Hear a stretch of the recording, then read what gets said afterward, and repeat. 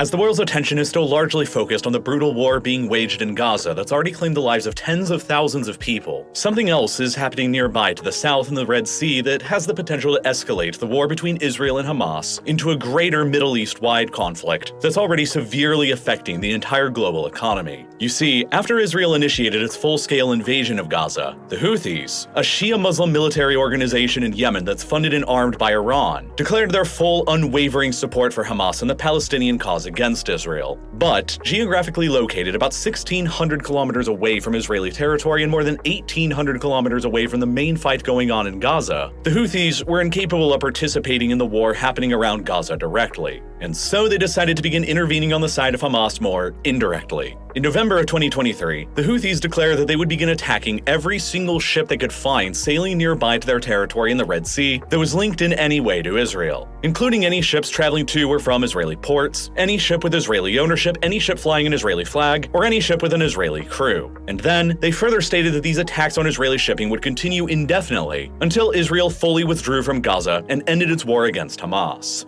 But there was a slight problem with the Houthis' plan. You see, the ownership structure of the globalized 21st century merchant shipping fleet is a very complicated business. Merchant ships very often travel between origin and destination in different countries. The ownership structure of the ship itself is often divided between multiple different nationalities that may have nothing to do with where the ship's origin or destination is. The flag of call that the ship flies may be completely different altogether, while the crew that's operating the ship may be of completely different nationalities from everything else as well. Determining which merchant ships operating on the world's oceans are considered Israeli or not is not as simple a task as it appears at first. But that didn't dissuade the Houthis from deciding to intervene anyway by attacking whatever ships they determined were Israeli. Their attacks began on the 19th of November 2023, with a brazen hijacking of an empty car carrier sailing through the Red Sea that was traveling from Turkey to India. The Houthis raided the ship with a helicopter that transported a heavily armed Special Forces squad onto the ship's deck, who quickly managed to subdue the ship's crew and rerouted it back to the Houthi-controlled port of Hodeidah in western Yemen.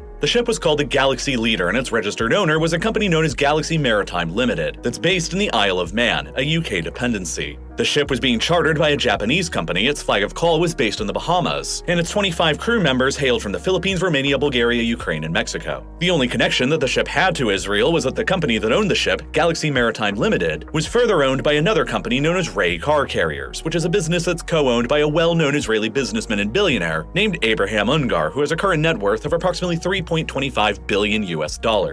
Based on that, the Houthis decided that the ship was fair game to attack and hijack, and it would be far from the last. In the weeks and months that have followed after that initial attack, the Houthis have unleashed a torrent of hundreds of missiles and drones and launched further hijacking attempts against dozens of merchant ships caught sailing through the Red Sea. Merchant ships that have been linked to dozens of countries from all around the world. And the missiles, drones, experience, and intelligence that they've received to launch all of these attacks have largely all come from a single source: their biggest patron, the Islamic Republic of Iran. Iran has spent years carefully cultivating the Houthis from a ragtag group of militia into a legitimately dangerous state-like military force, with a massive arsenal of guided anti-ship missiles and swarms of cheap explosive kamikaze drones that they can use to overwhelm maritime anti-air defenses with through sheer numbers. Backed by Iran, the Houthis have arguably become the most dangerous and heavily armed piracy force in modern history. And unlike the pirates before them, they used to launch out from Somalia and raided commercial shipping in the Arabian Sea, the Houthi pirates control a significantly more advantageous geography to wreck the global economy from. They currently dominate the northwestern third of Yemen's territory, including most of Yemen's population and most of Yemen's coastline along the Red Sea, which gives them direct access to launching hijacking ships, missiles, and drones into one of the world's most critical arteries of globalized trade. The Red Sea itself can be thought of as the primary maritime passageway between Asia and Europe, and the passageway is bounded by two narrow gates on either side of it that regulate access through it: the Bab al-Mandeb Strait in the south between Yemen and Djibouti, and the Suez Canal in the north that runs across Egypt. The route between these gates across the Red Sea is a part of the shortest possible geographic route for merchant ships to take traveling between Asia and Europe, and so it's the preferred route of choice for container ships carrying manufactured goods and raw materials from places like China, Japan, South Korea, Taiwan, and India to take when transporting their goods to the huge European consumer market. And from another perspective, this trade route is also a major artery for the flow of global energy resources from origin to consumer, like oil and gas from places like Russia, Kazakhstan, and Azerbaijan towards Asia in one direction,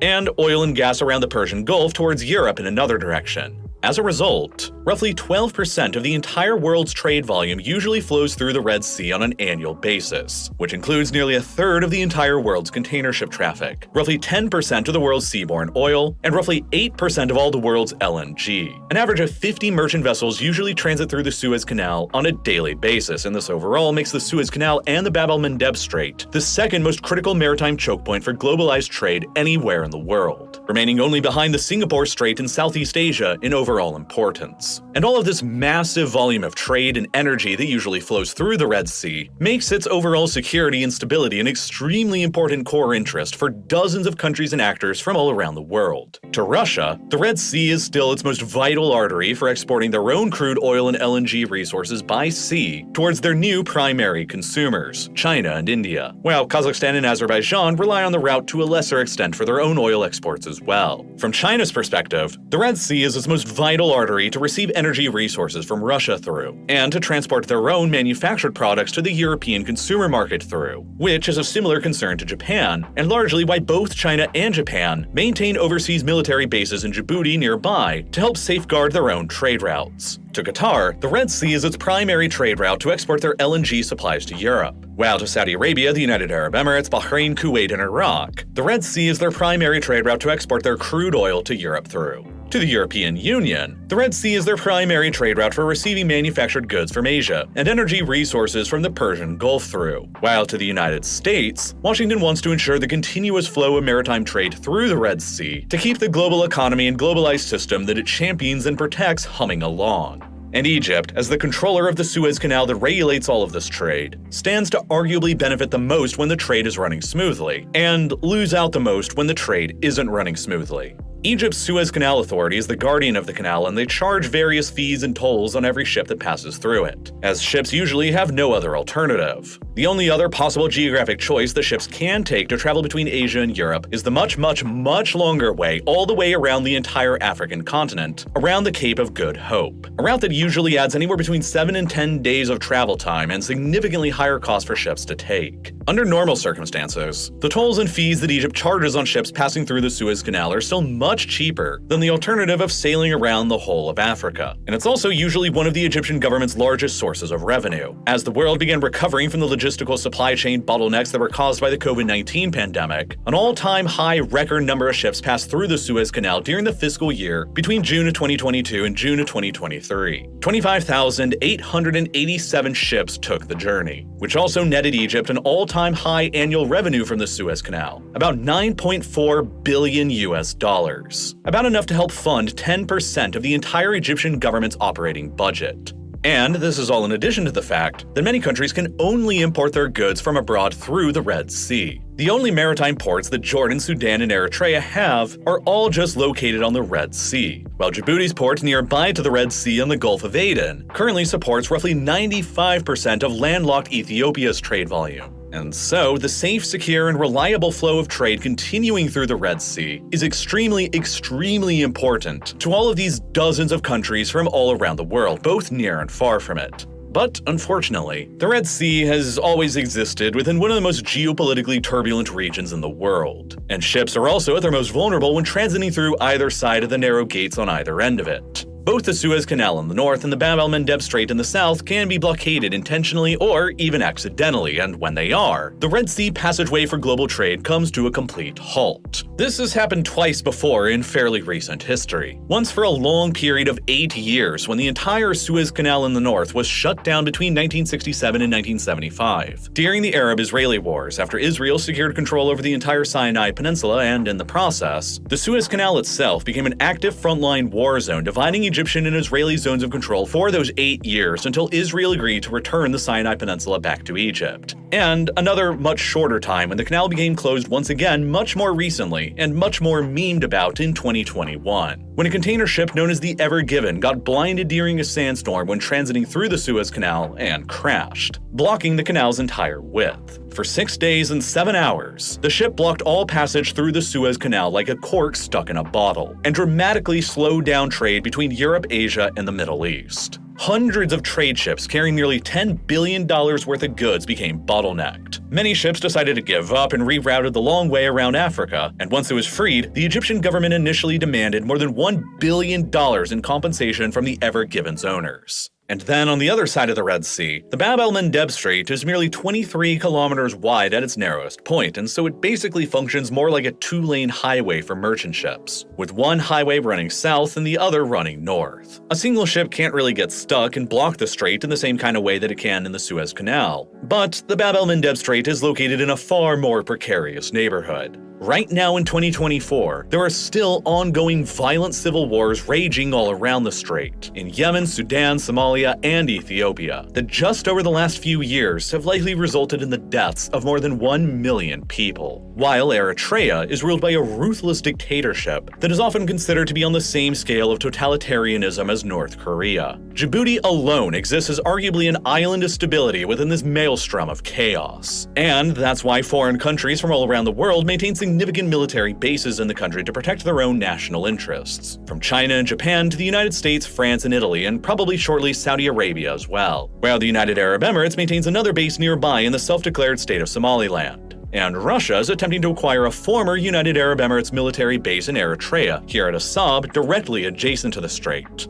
For years, the biggest threat that was facing shipping going through the Bab al-Mandeb Strait were the Somali pirates, who raided merchant vessels mostly for money, hostages, and ransoms in the Gulf of Aden and in the Arabian Sea. A problem that lasted well into the 2010s until it finally began dying down after 2017, as maritime patrols from the American, UK, French, Russian, Chinese, and other international navies began conducting better patrols and better escort missions of merchant shipping through the region that dissuaded the pirates from launching any further attacks that could disrupt the global economy. But now, the Houthis in Yemen are the ones launching dozens of attacks on this critical global trade artery, and it's already been severely affecting the worldwide economy. The Houthi movement, which is officially known as Ansar Allah, which translates to Defenders of God, arose out of Yemen's Zayidi Shia Muslim community, who make up about 1/4 of Yemen's overall population, and are native to the hills and mountains of Yemen's northwest, immediately opposite of Saudi Arabia's own largely Shia Muslim community, immediately across the border. Formed with militant opposition to the United States, Israel, and the Saudi monarchy's influence in the Middle East in mind, the Houthis sought closer relations with Iran, while their official motto and flag have never left any doubt as to where they stand politically and ideologically. It reads from line to line, translated into English, as "God is the greatest, death to America, death to Israel, a curse upon the Jews, victory to Islam."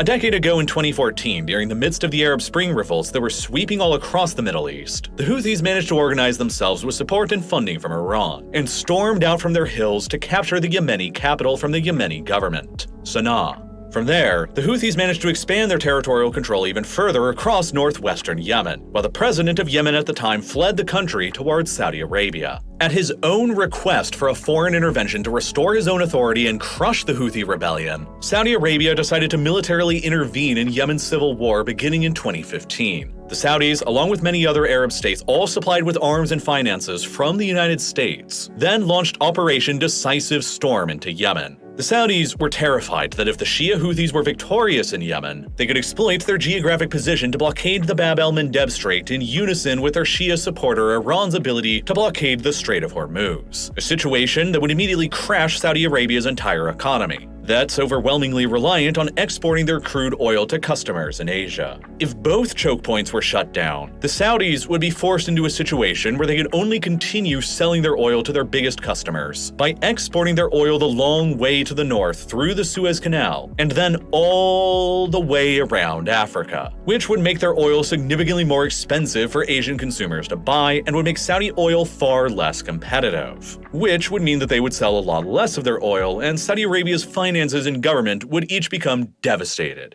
So the Saudis wanted to crush the Houthis and restore the authority of the friendly Yemeni government before that could ever happen, as did the United States and all the other Arab states opposed to Iran. Over the next few years, the Saudi-led air campaign would drop around 25,000 airstrikes all across Houthi-controlled territory in Yemen that's estimated to have killed more than 19,000 civilians, while the Saudi-led coalition navy initiated a maritime blockade of the Houthi-controlled coastline. That intervention ultimately produced an apocalypse in Yemen, with the UN saying as recently as 2023 that the situation within Yemen remained the worst ongoing humanitarian crisis in the world. with more than 380,000 total deaths in the country happening since the civil war began in 2014, resulting from violence, famine, and disease all attributable to the war. But the Houthis, continually funded and armed by Iran, continued hanging on to power in the territory they controlled. They resisted the Saudis and the coalition, and even began firing missiles and drones into Saudi and UAE population centers in retaliation that killed hundreds of Saudi citizens. When Donald Trump assumed the American presidency in 2017, he chose to dramatically expand Washington's support for the Saudi war effort in Yemen, as a part of his overall policy of maximum pressure applied on Iran and its proxy forces across the Middle East, adding the Houthis to America's list of designated terrorist organizations, and authorizing a deal for more than $27 billion worth of additional U.S. arms sales to Saudi Arabia, including fighter jets and precision-guided bombs, all meant to be used in Yemen against the Houthis. But as the intervention in Yemen became increasingly bloody, America's continued support of the Saudi war effort there became increasingly politically controversial in Washington, and increasingly linked to Donald Trump personally. Joe Biden vowed that after assuming the presidency in 2021, he would completely reverse Trump's course in Yemen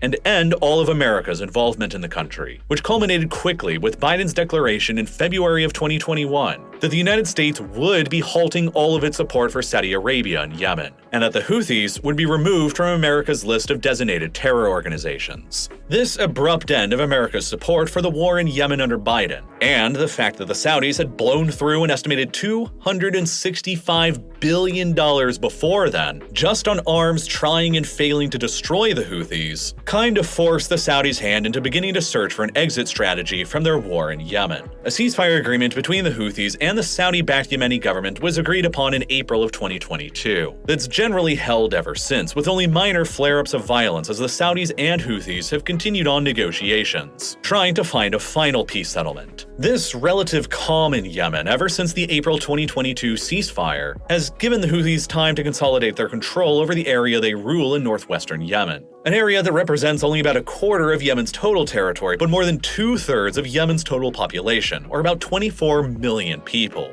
and Yemen's capital city. The Houthis therefore control more of what makes Yemen Yemen than the internationally recognized Yemeni government that's backed by Saudi Arabia does. And the relative peace for the past 2 years during the ceasefire has likely enabled them to covertly import huge volumes of additional missiles and drones from Iran. And so now, with the massive ongoing war between Israel and Hamas having exploded in Gaza, Iran has been seeking ways to assist Hamas by steadily increasing the pressure being applied on Israel without directly attacking them and starting an all-out war. And perhaps the best way that Iran has been able to do this has been by nudging the Houthis to begin launching their attacks on merchant shipping across the Red Sea. You see, as the Houthi missile and drone attacks on dozens of merchant ships in the Red Sea began really accelerating in December of 2023 and became increasingly indiscriminate after the Galaxy Leader hijacking incident, the wartime risk insurance premiums that maritime insurance companies charge for all ships sailing through the Red Sea began to skyrocket. Major shipping companies from all around the world then faced with these rapidly increasing insurance premiums to cover their ships and cargoes operating in the Red Sea, and the accompanying legitimate risks of seeing their expensive ships and their cargoes getting damaged or sunk, or their crew members getting killed, quickly began making announcements one after the other that they would begin suspending all of their maritime operations through the Red Sea and the Suez Canal until further notice.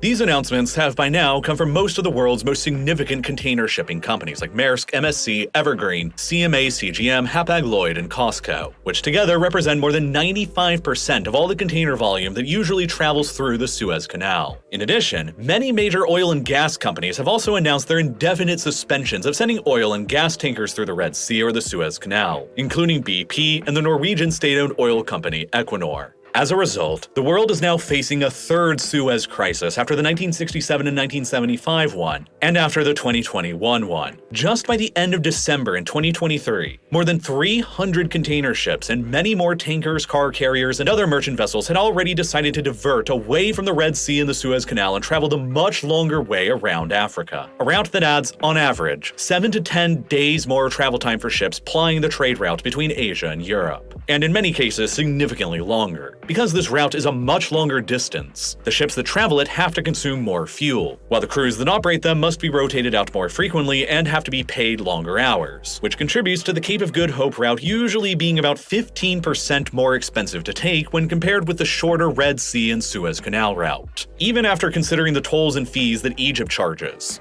That means that with more and more ships diverting around the Red Sea, those 15% higher average shipping costs are going to be gradually getting passed on to consumers, which, if it continues getting worse and persists, will steadily begin piling on inflationary pressures on just about every product all around the world. And even worse, the extended length of time that these ships are going to have to spend out on the ocean traveling the longer routes between Europe and Asia is expected to absorb around 20% of the entire global merchant fleet's capacity, which, of course, is just going to lead to even more shipping delays and even higher costs and a worldwide cascading avalanche of inflation for pretty much every single product you can think of the longer the Red Sea route remains closed for. And there are many secondary, less thought of issues that can eventually spiral out of control the longer the Red Sea is shut down to international shipping for like this. In a sense, the Houthi attacks shutting down the Red Sea have hurt Israel, as they've effectively managed to completely shut down the southern Israeli port of Eilat, which is Israel's only non-Mediterranean port that's on the Red Sea. But Eilat is tiny from Israel's perspective. It usually only handles a mere 5% of Israel's total maritime trade, while Israel's much larger Mediterranean ports of Ashdod and Haifa handle the overwhelming majority and remain open for business. The cost of Israeli imports are rising as a result, but the situation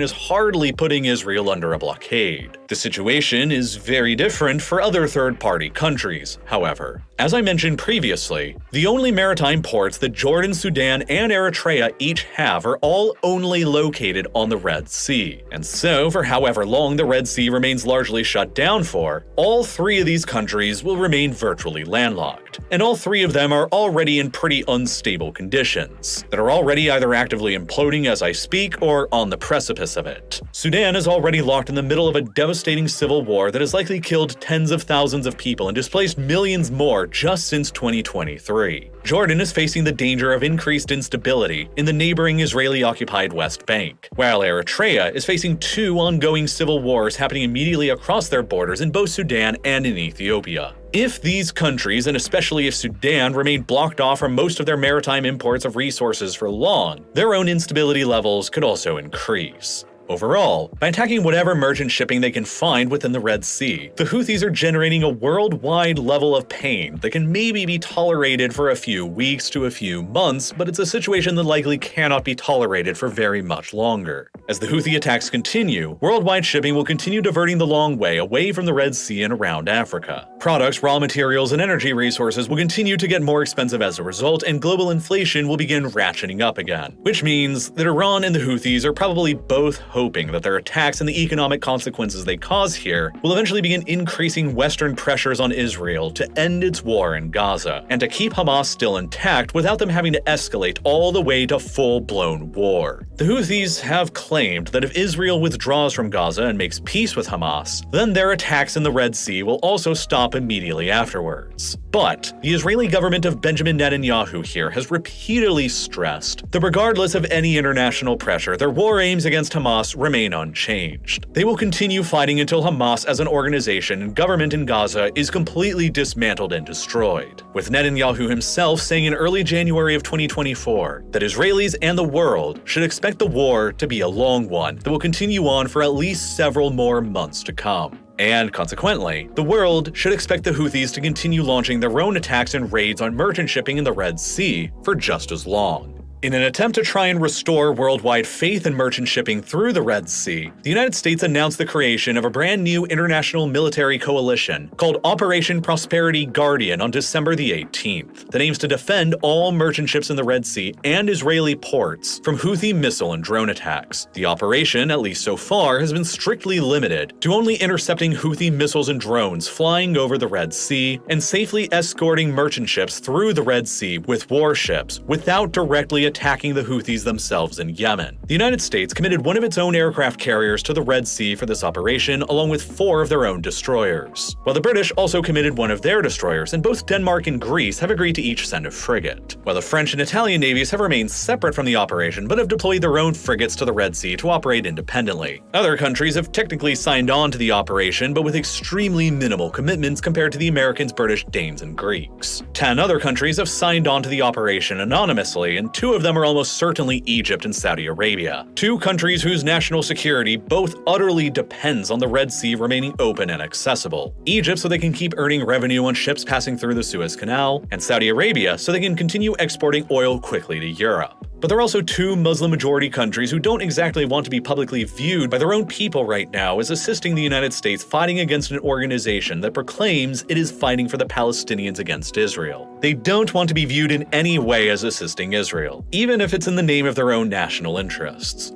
Since going into operation, the warships of Prosperity Guardian operating within the Red Sea have already shot down dozens of Houthi drones and missiles fired in merchant vessels. And encouraged by the progress, both Maersk and Hapag-Lloyd cautiously announced on the 24th of December that they would begin resuming their shipping operations through the Red Sea and the Suez Canal again. But then, just 9 days later, disaster struck again. On the 2nd of January 2024, a Maersk container ship traveling through the Red Sea was struck by a Houthi missile before 4 small Houthi ships sailed towards them and attempted another hijacking. The Maersk ship radioed a distress call, and the U.S. aircraft carrier in the region responded by dispatching helicopter gunships to intercept the Houthi pirates. Once they arrived, the American helicopters opened fire on the Houthi boats and sank 3 of them, killing 10 of the Houthi pirates who were on board, and marking the first time that the Americans and the Houthis engaged directly in combat. The same day, both Maersk and Hapag-Lloyd announced that they were once again suspending all of their travels through the Red Sea and the Suez Canal, and they would begin only taking the longer and more expensive route around Africa. Furious, on the following day, on the 3rd of January, the White House released an ominous joint statement with many other governments from all around the world that, at the end, reads, quote, "Let our message now be clear. We call for the immediate end of these illegal attacks and release of unlawfully detained vessels and crews. The Houthis will bear the responsibility of the consequences should they continue to threaten lives, the global economy, and free flow of commerce in the region's critical waterways. We remain committed to the international rules-based order and are determined to hold malign actors accountable for unlawful seizures and attacks."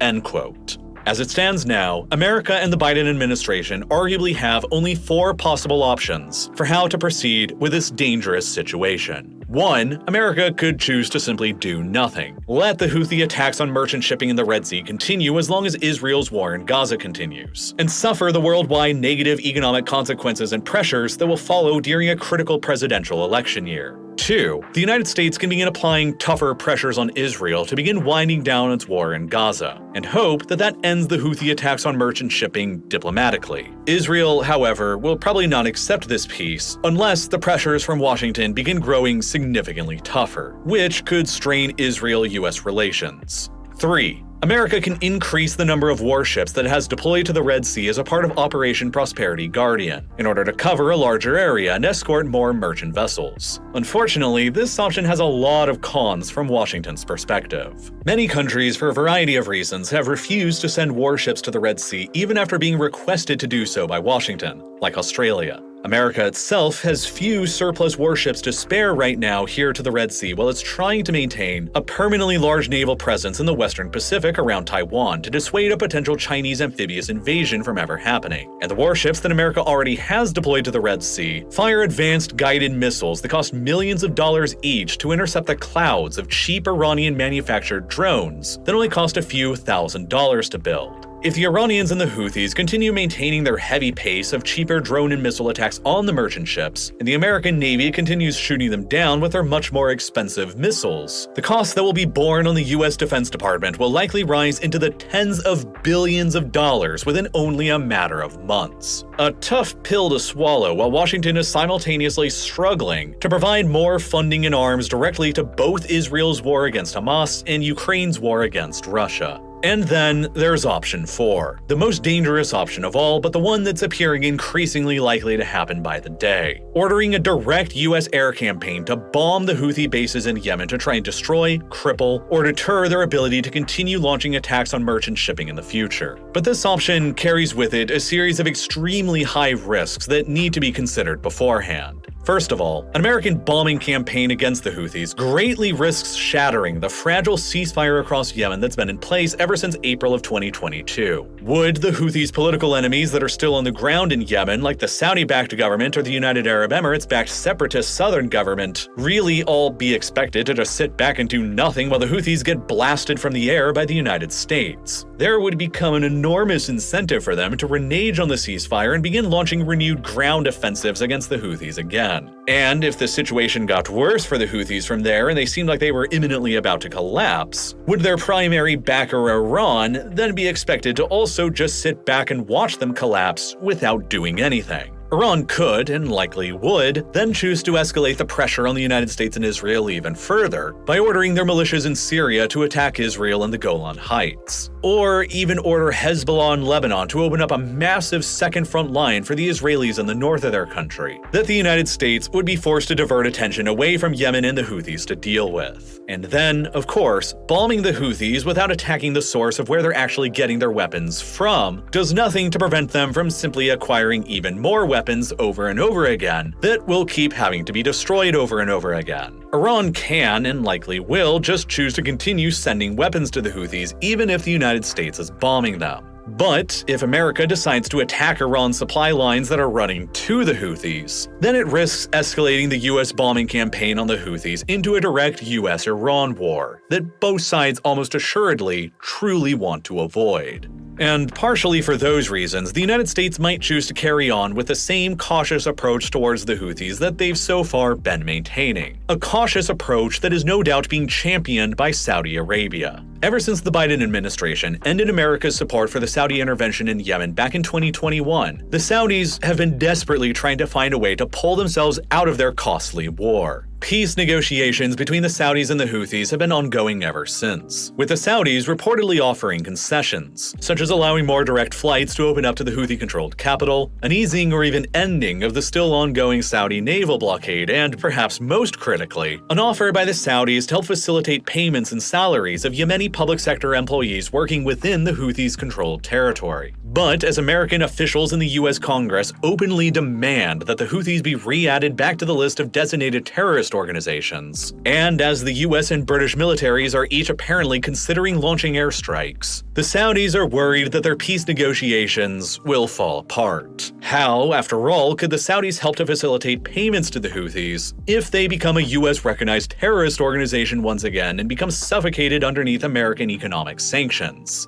And if the United States does end up deciding to militarily intervene more forcefully against the Houthis, there is fairly recent historical precedent for such an operation. Throughout the 1980s, during the Iran-Iraq War, both the Iraqi and Iranian militaries began opening fire on merchant vessels operating across the Persian Gulf with missiles. Iran, in particular, began firing missiles at Kuwaiti oil tankers in retaliation for Kuwait's support and financing of Saddam Hussein's Iraq. In 1986, the US Navy decided to intervene in the conflict and began sending their warships to safely escort Kuwaiti oil tankers through the Gulf and out past the Strait of Hormuz. In 1988, one of these American warships impacted an Iranian naval mine within international waters that severely damaged and nearly sank it. In retaliation, the US Navy decided to launch Operation Praying Mantis within Iran's own territorial waters. The American Navy attacked and sank 5 Iranian ships, including a frigate, severely damaged another frigate, and blew up 2 Iranian offshore oil platforms, killing dozens in the process, an action that, to date, represents the US Navy's largest surface engagement since the Second World War. That American attack put pressure on Iran to sue for peace with Iraq just a few months later. But, unlike then, an American attack on the Houthis now in 2024 is fairly unpalatable for the Biden administration to consider for 2 very big reasons. One, the Biden administration doesn't want to be viewed as expanding the war between Israel and Hamas in Gaza into a regional Middle East-wide war, and an American bombing campaign against the Houthis in Yemen would inevitably become widely viewed as an American declaration of war against the Houthis in support of Israel, which would carry further risks of the war escalating even further to potentially include Hezbollah in Lebanon or Iran itself. And second, Biden's entire foreign policy stance ever since taking over as president in 2021 has revolved around ending America's presence in forever wars in the Middle East, in order to pivot towards facing the perceived greater threats of China in the Indo-Pacific and Russia in Europe. Almost immediately after Biden took office, he ended America's support for the Saudi war in Yemen. He removed the Houthis from the list of designated terrorist organizations. He finally withdrew all American forces from Afghanistan after 20 years. And he's been continually attempting to mediate a normalization agreement between Israel and Saudi Arabia to make them begin cooperating together in the Middle East in America's absence. Deciding to open up another American war in the Middle East by bombing and attacking the Houthis in Yemen after all that previous effort would be a serious reversal of policy for the Biden administration to consider. And it has the risk of dragging the United States back into yet another war in the Middle East again, with an uncertain time frame and with major risks of even further escalation and unexpected consequences in the future. And for those reasons, the situation in the Red Sea is an incredibly dangerous one, and there's no telling where it will all end up going from here. Now, over the past 3 months since the crisis in the Red Sea began, the Houthi attacks have been covered extensively by hundreds of different news sources and articles. The story of the US Navy helicopters opening fire on and sinking the Houthi boats has been covered by more than 208 different sources, and the reporting on it has been fairly split along partisan lines, with 28% of the reporting coming from the left and 30% coming from the right. And if you compare the headlines, you start seeing something pretty interesting in some of the framing. From this far left source, you have an article referring to the Houthis as the de facto government of Yemen. And from this far right source, you have an article referring to the Houthis as an Iran-backed militant group. And this is why I've been using this video sponsor Ground News to research important issues like this in a way that lets me see past these kinds of partisan spins. It's a website and app designed by a former NASA engineer on a mission to give readers an easy, data-driven, objective way to read and parse through the news. Every story comes with a quick visual breakdown of the political bias, factuality, and ownership of the sources that are reporting, all backed by ratings from 3 independent news monitoring organizations. And you can directly compare related articles from different sources to see what details are being emphasized, exaggerated, or left out. I also really like the blind spot feed, which highlights stories that are being disproportionately covered by one side of the political spectrum. This feature showed me that if you lean left, you likely would have missed out on this story about Maersk halting all other shipping through the Red Sea, since only 6% of the sources that were covering it have come from the left. And if you leaned right, you likely would have missed out on this story about House Democrat Jamie Raskin demanding Trump return the $7.8 million that foreign governments paid his companies while he was president. I personally believe that it's very important we understand how our current partisan media environment operates, and the impact that it might have on our politics so that we can engage in constructive dialogue, break out from unproductive echo chambers, and maybe even challenge some of our own assumptions in the process. You can go to ground.news/real-life-lore right now to get 30% off of the Ground News Vantage plan, which includes another great feature called My News Bias, which is basically a dashboard for your entire news diet, showing you what your top news sources are, whether you engage with different perspectives, what topics you're most interested in, and a whole lot more. So go ahead and go to ground.news/real-life-lore, or click the button that's here on your screen, or follow the link that's down below in the description to see how your reading habits change over the next month and support an independent news platform working to make the media landscape more transparent. It'll also help out supporting my channel's reporting at the same time, and as always, thank you so much for watching.